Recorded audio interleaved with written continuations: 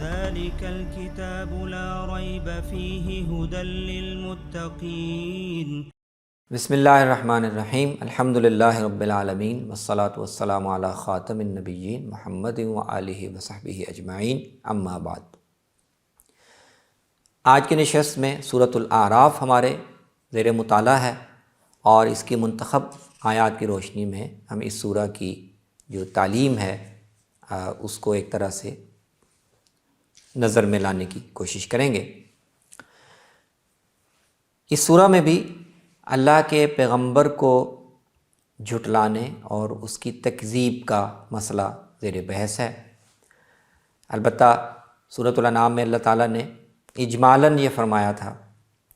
کہ اللہ تعالیٰ نے آپ کی تسلی اور اطمینان کے لیے گزشتہ رسولوں اور قوموں کے واقعات بھی بیان کیے ہیں، جن سے یہ واضح ہوتا ہے کہ اللہ تعالیٰ ایک وقت کے بعد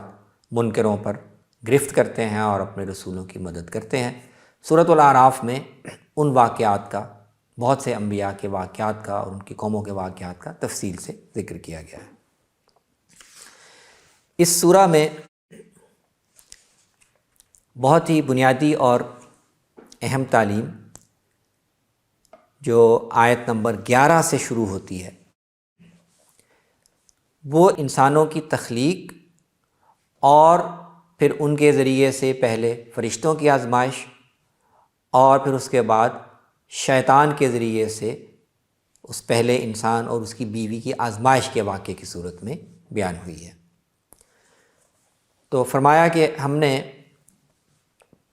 آدم کو، جو پہلے انسان تھے، ان کو پیدا کیا اور فرشتوں کو آزمایا کہ اس کے سامنے سجدہ کرو۔ فرشتوں نے اطاعت کا رویہ اختیار کیا، لیکن ابلیس نے، جو جنات میں سے تھا لیکن اس کو بھی یہ حکم تھا کہ وہ سجدہ کرے، اس نے سجدہ نہیں کیا،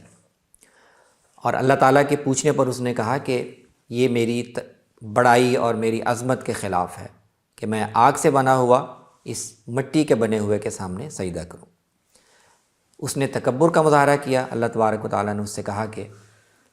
تکبر کرنے والوں کے لیے میری بارگاہ میں کوئی جگہ نہیں، تم یہاں سے، میری بارگاہ سے، اس جنت سے نکل جاؤ اور تم ہمیشہ راندہ درگاہ رہو گے۔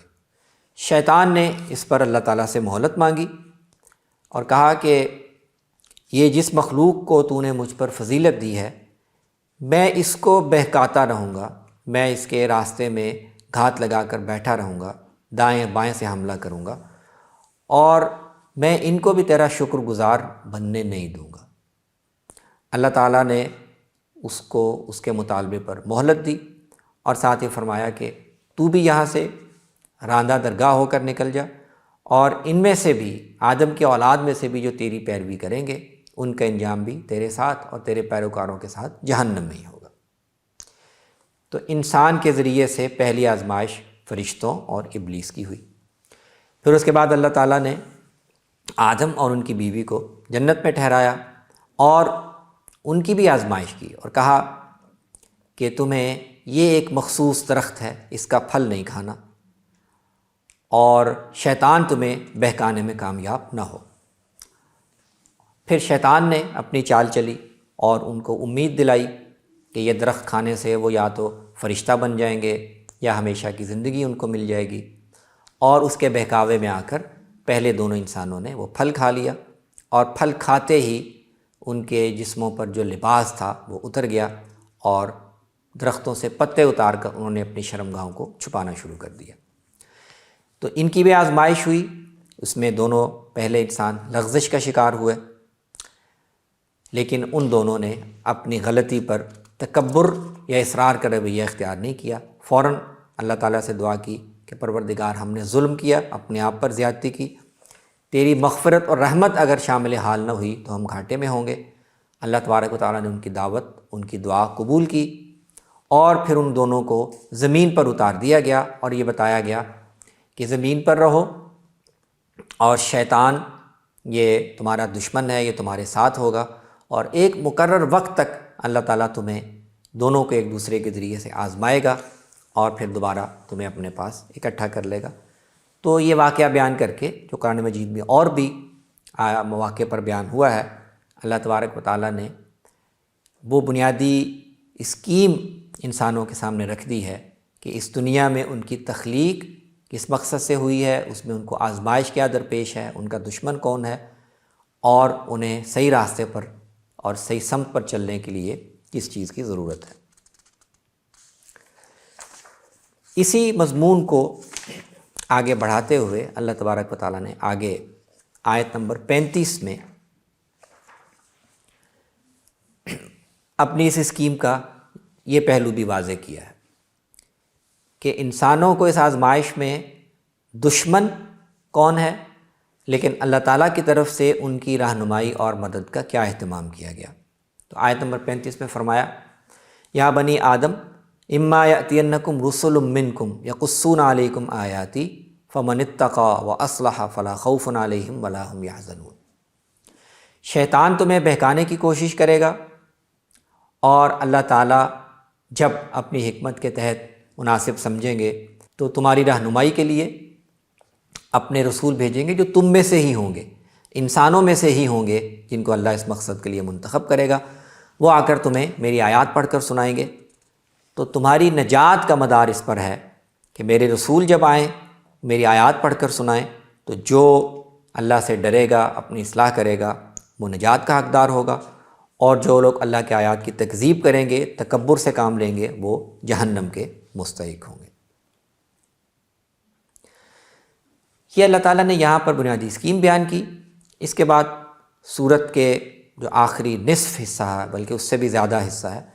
اس میں انبیاء اور رسولوں اور ان کی قوموں کے واقعات بالتفصیل بیان کیے ہیں، اور خاص طور پر سیدنا موسیٰ علیہ السلام کا واقعہ،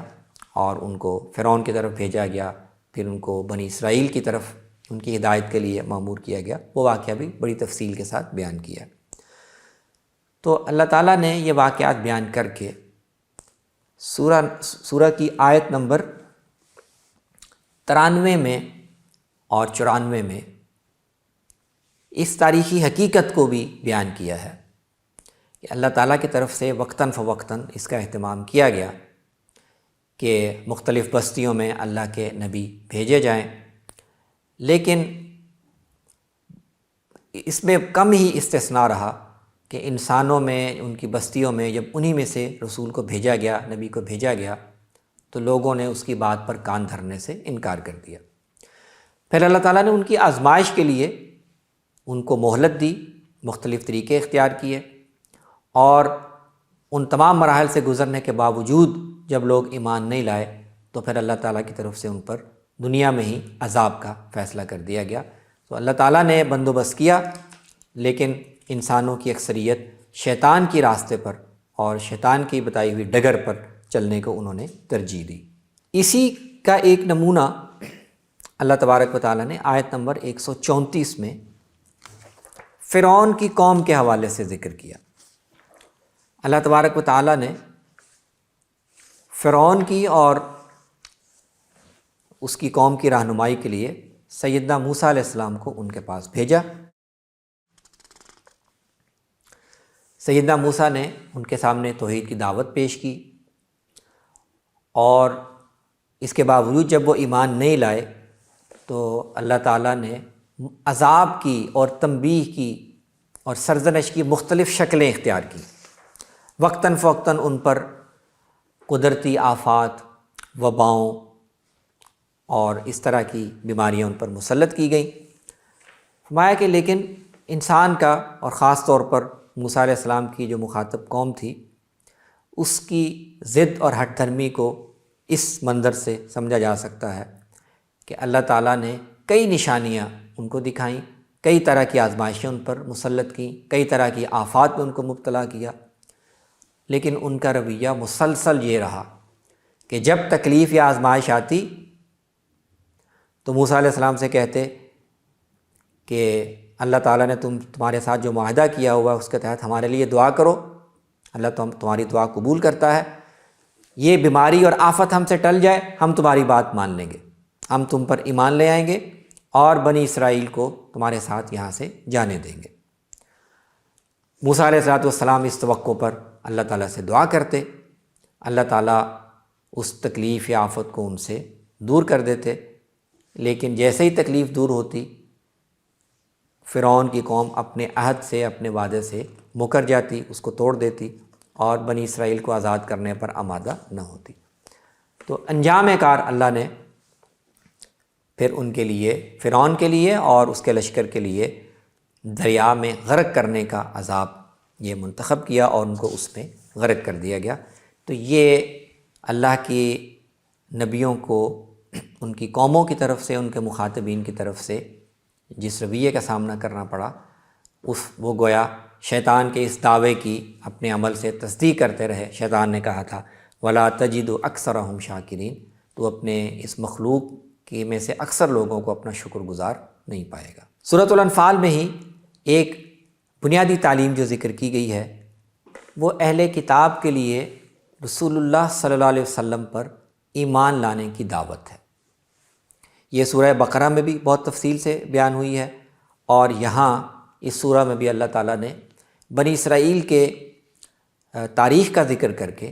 اور ان کو اللہ تعالیٰ نے کیسے فرعون سے اور اس کی قوم کے عذاب سے نجات دلائی، پھر اپنے پیغمبر کے ذریعے سے انہیں ایک نئی امت کی صورت میں ان کی تشکیل کی، ان کو کتاب دی، ان کو ہدایت دی، اور اسی عہد میں اور اسی میثاق میں یہ شامل تھا کہ اللہ کی طرف سے جو بھی رسول آئیں گے اور وہ تورات کی تصدیق کریں گے اور ان کی نشانیاں بنی اسرائیل کو بتائی گئی ہیں، تو بنی اسرائیل ان پر ایمان لائیں گے، ان کی پیروی اختیار کریں گے۔ تو اس حوالے سے یہ دعوت دی گئی ہے کہ اللہ تعالیٰ نے تورات میں جو تمہارے ساتھ وعدہ کیا تھا کہ میں اپنی رحمت اپنے ان بندوں کے لیے لکھوں گا جو صحیح معنوں میں میری آیات پر ایمان لائیں گے، تو آج کے اس دور میں، رسول اللہ صلی اللہ علیہ وسلم کے دور میں، اس رحمت کے مستحق وہی لوگ ہیں، تورات کے وہی ماننے والے ہیں جو اب اس رسول امی کی پیروی اختیار کریں، جس کا ذکر ان کے ہاں تورات میں بھی لکھا ہوا ہے اور انجیل میں بھی لکھا ہوا ہے، اور یہ ان تمام نشانیوں کو